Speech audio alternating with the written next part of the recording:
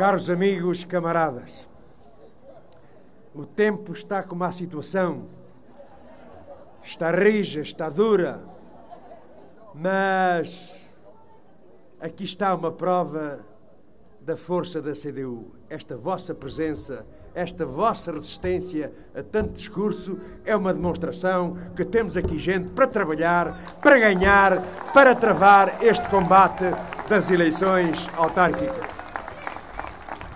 Uma forte saudação a todos os presentes, aos trabalhadores e ao povo do nosso Concelho de Loures.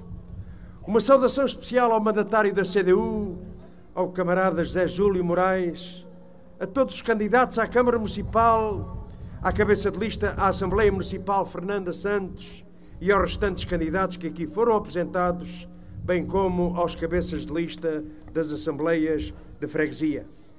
Felicitações ao candidato da CDU à presidência da Câmara Municipal, camarada Bernardino Soares, a quem endereçamos votos de bom trabalho, tal como a todos os candidatos, nesta batalha que em conjunto vamos travar e que estamos certos se concretizará com a vitória da CDU e do Concelho de Loures em setembro próximo. Permitam-me que daqui ainda envie uma forte saudação aos nossos amigos do Partido Ecologista aos Verdes, da Intervenção Democrática,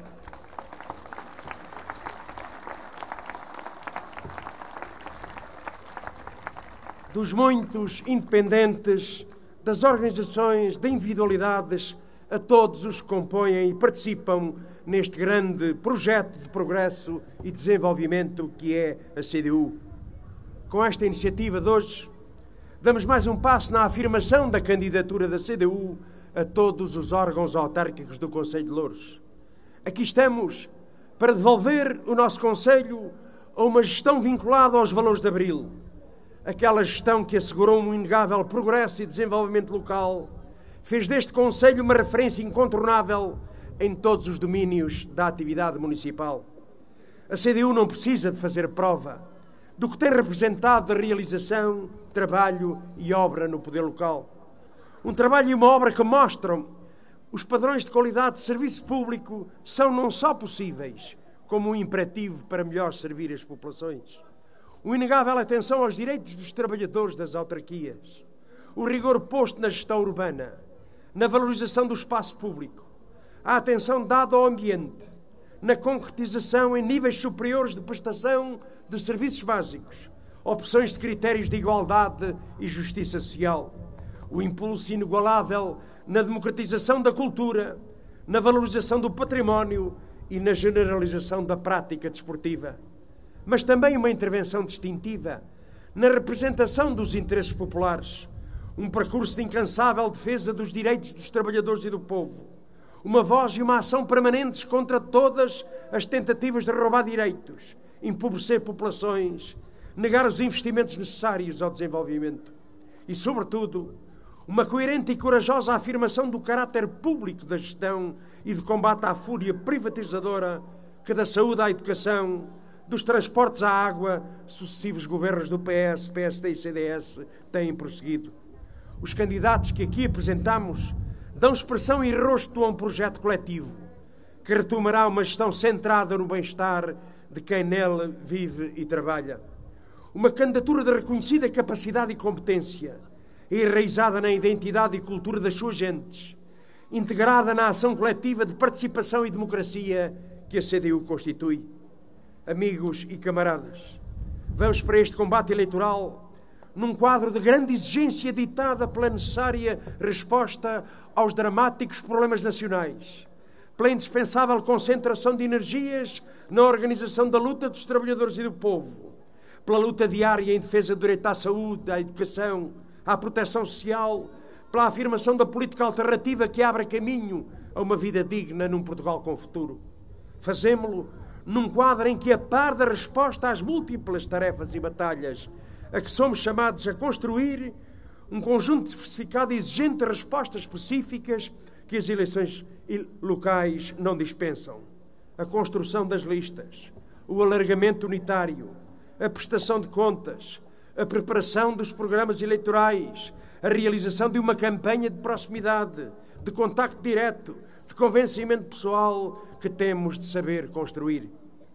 Não tenhamos ilusões, camaradas e amigos. Não vamos ter os meios que outros terão, mas temos um bem que poucos têm: empenhamento militante, disponibilidade de participação, vontade de vencer, e isto é um bem precioso que ninguém mais tem das forças que concorrem a estas eleições. Uma campanha que é uma contribuição valiosa também para a ação geral do esclarecimento sobre os problemas do país, os responsáveis pela situação, a política alternativa patriótica de esquerda indispensável para resgatar o país do declínio e da dependência. Uma campanha em que o objetivo de alargamento unitário da CDU, de aproximação e comprometimento de milhares de homens e mulheres sem partido neste espaço de participação democrática, é inseparável do objetivo mais geral da convergência e a ação comum das forças, setores, personalidades genuinamente interessadas na ruptura com a política direita. Os trabalhadores e o povo do nosso Conselho precisam de mais CDU nos órgãos municipais e nas freguesias para melhor resolver os problemas locais, mas precisam e muito também de uma CDU com mais força para defender o poder local democrático e o que ele representa de conquista de Abril, e sobretudo para enfrentar a política destruidora do governo PSD-CDS e do pacto de agressão que atinge todos os aspectos da vida do nosso povo. Desse pacto que PS, PSD e CDS assinaram com a troika estrangeira e que está a conduzir ao desastre económico e social e à ruína dos portugueses, mas também à fragilização e amputação da capacidade de realização do próprio poder local. E é por isso que nós dizemos também que nunca umas eleições autárquicas estiveram tão ligadas às questões mais gerais do país, nem nunca como agora a defesa das populações e do poder local democrático esteve tão ligado à luta mais geral contra a política direita. Há aqui nesta batalha que travamos uma dupla razão para reforçar a CDU. Há razões locais e há razões nacionais. Razões que se reconhecem desde logo em relação à ofensiva que está em curso contra o poder local por parte do atual governo do PSD-CDS. Uma ofensiva que é parte integrante do processo de exploração, de empobrecimento, de limitação democrática, de restrição de políticas públicas que este governo tem em curso. Uma ofensiva que não é em abstrato contra o poder local, nem contra os eleitos, mas sim contra as populações, os seus direitos, as suas condições de vida. Uma ofensiva que está bem patente em todas as dimensões da nossa vida local, regional e nacional e que atinge severamente as condições de vida dos portugueses. Assistimos, através de políticas nacionais, ao acentuar da exploração do empobrecimento do povo, ao roubo dos salários, ao assalto e rendimentos dos trabalhadores e dos reformados, de liquidação de pequenas e médias empresas, à destruição e venda da riqueza nacional.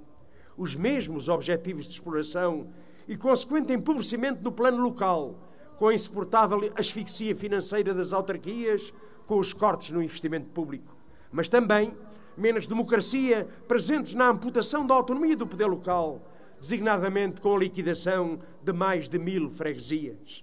Vemo-lo no saque fiscal, com os aumentos do IVA, as reavaliações do IMI, as sobretaxas sobre do IRS, o rescalonamento dos respectivos escalões, mas também o mesmo assalto fiscal pela procura da imposição de um modelo tarifário para a água e para o saneamento que constituiria um verdadeiro assalto aos rendimentos, pela imposição de um regime de finanças pensado para arrastar as autarquias para um financiamento baseado na fiscalidade local, ou seja, atirar o odioso para cima das autarquias em termos de impostos.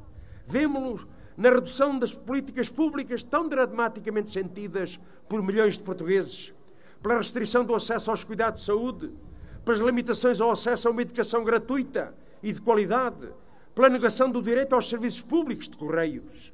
Mas também no plano local, o mesmo ataque às políticas públicas com o espartilho imposto às autarquias, pelas absurdas restrições orçamentais, pela imposição das leis dos compromissos, pela estratégia de favorecimento das privatizações, a começar pela água. Uma ofensiva que vem conduzindo à degradação do serviço público e à privação das populações.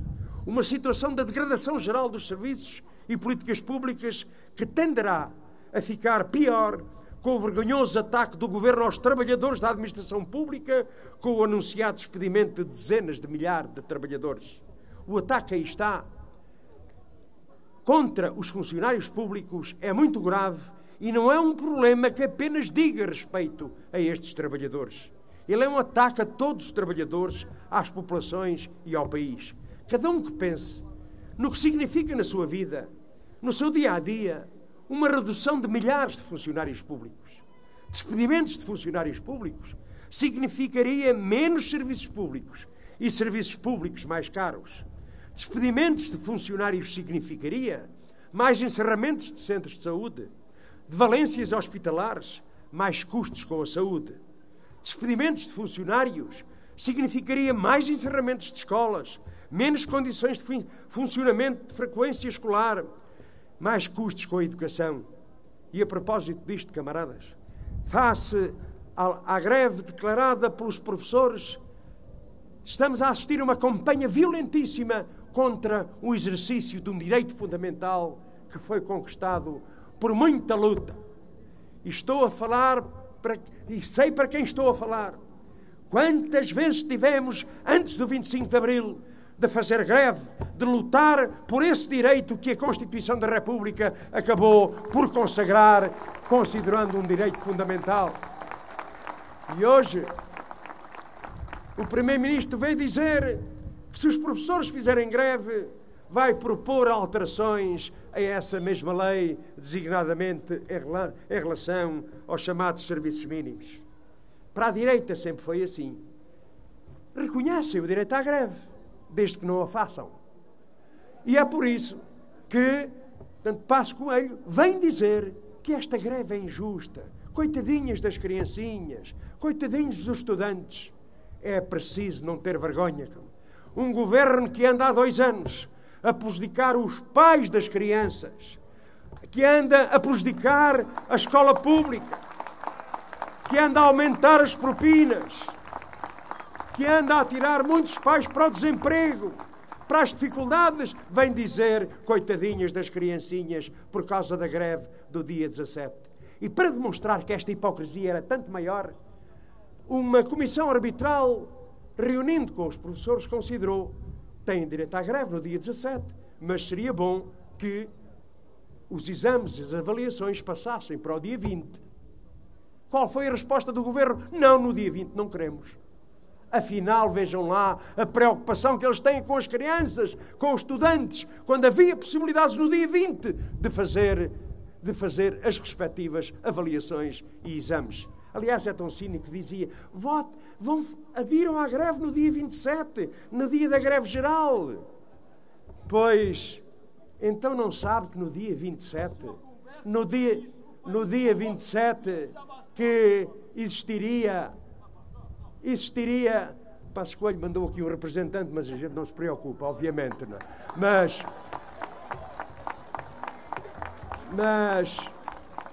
então ele não sabe que há exames e avaliações no dia 27. Mas isto para dizer, camaradas, que a melhor forma que os professores têm de responder a esta provocação e a esta ameaça é fazer uma grande greve no dia 17, lutarem pelos seus direitos, pelo seu emprego, pelos seus salários, pelos seus horários, com a qual o PCP está solidário. O que o país precisa não é de acrescentar mais desemprego ao desemprego existente, mas sim de criar mais emprego e melhorar as condições de vida do povo. Não é possível afirmar-se com honestidade qualquer atitude de defesa do poder local e das populações sem inscrever como objetivo a rejeição do pacto de agressão e a política que está em curso. Porque a verdade é esta: a redução significativa das autarquias, a alteração à lei das finanças locais, a lei dos compromissos, a destruição do emprego público, a privatização da água ou o roubo do direito à saúde e à educação, mas não são do que a concretização desse pacto que foi subscrito por estes 3 partidos, medidas que estão preto no branco nesse pacto e que PS, PSD e CDS continuam a apoiar.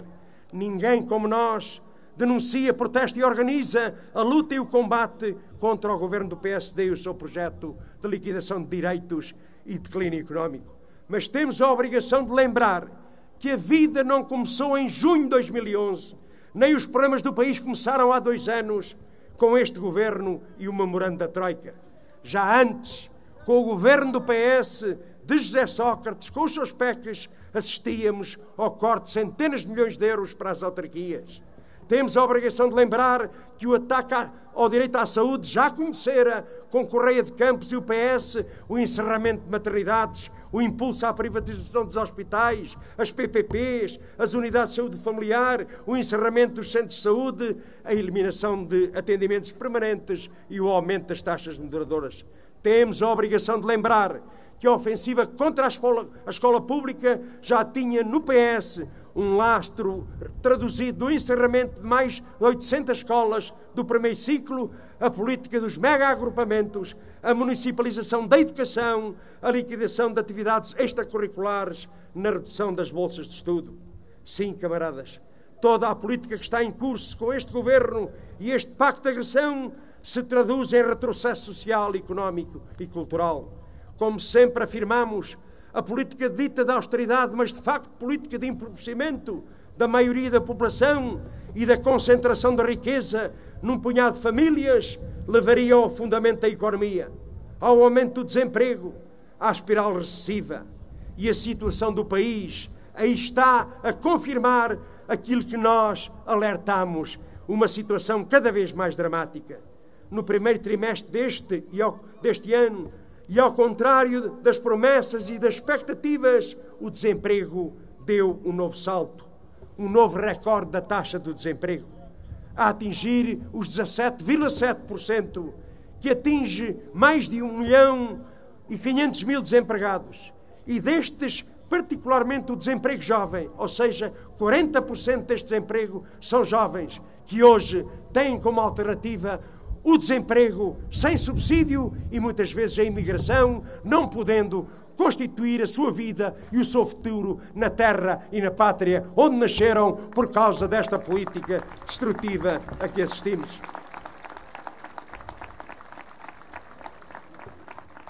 Mas depois de 2 anos de política de terra queimada, acenam com a viragem. Essa viragem que andam a prometer desde que são governo, mas sempre adiada.